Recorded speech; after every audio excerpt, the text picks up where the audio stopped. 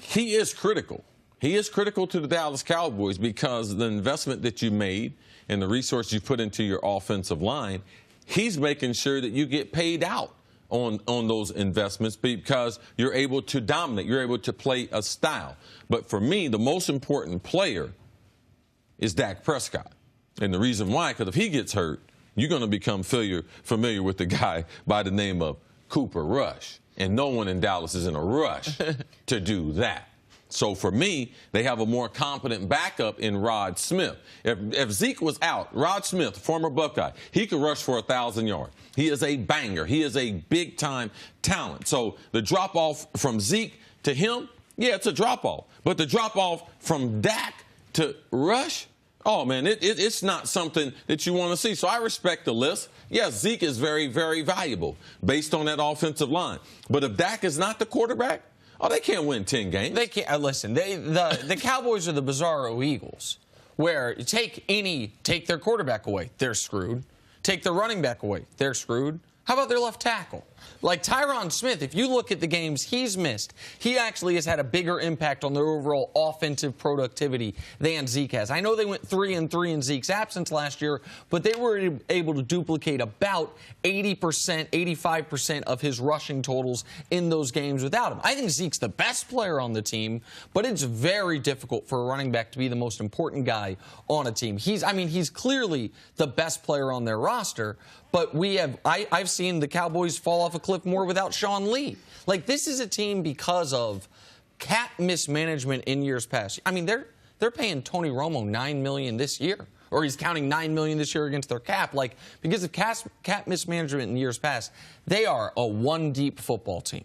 And so, yeah, they can't deal with the Zeke injury, but C's pointing out Cooper Rush or Tyron Smith or Sean Lee. We'll see how they do without Travis Frederick to start the year as well. We spent so much time talking about the difference between years 1 and 2 with Dak Prescott. Let's talk about going into this year.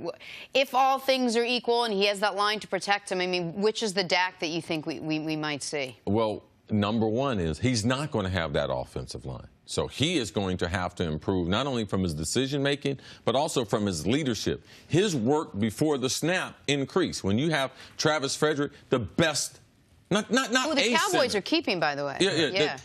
He's keeping him on the roster, but he's not going to play. Right. So his workload, it increased. Now, you're not going to see it. It's going to be like the duck on the pond. But up under the water, he's going to be treading. He's going to have to be able to call out more line fronts. He's going to have to call out more coverages. And also, the right guard, who also is the best at his position.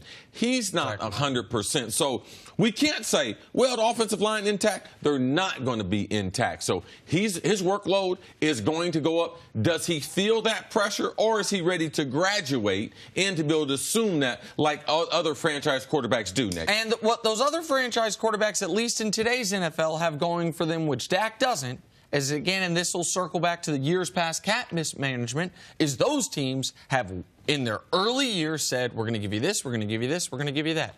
Look, I mean, pick the quarterback, Carson Wentz. How many players they add last year, this offseason, to help him out? We just saw Mitch Trubisky. Oh, okay, year 2, we're going to sign Allen Robinson. We're going to go get Trey Burton. How about Khalil Mack to help out the defense? How's that work for you? I mean, we Jared Goff. We're going to bring in everybody. Everybody you could possibly want. Pat Mahomes, Sammy Watkins. Would you like him? With Deshaun Watson, Nuke Hopkins. We'll make sure he's here forever. We'll give him a long-term deal, and they've already spent their money on Merciless and Watt. We'll also bring in Tyrann Mathieu and Aaron Colvin. Why didn't the Cowboys do that when their quarterback's only making $800,000 and those other quarterbacks, while cheaper, making $6 to $8 million? Oh, because they can't.